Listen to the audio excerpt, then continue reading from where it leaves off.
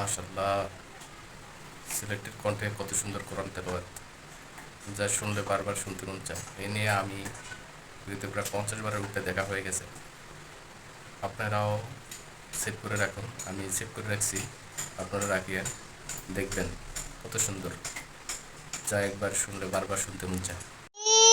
الشوق يبقى في التراب فطير في الحياة من الصحاب ومن يأمن كياد يدواهي تدوصين المصاهب في التراب وعجابوا من مريدك وهو يدري بأنك في وراء أم العجاب ولولا أن لي معنى جميلا لبئت المكث فيها بالذهاب।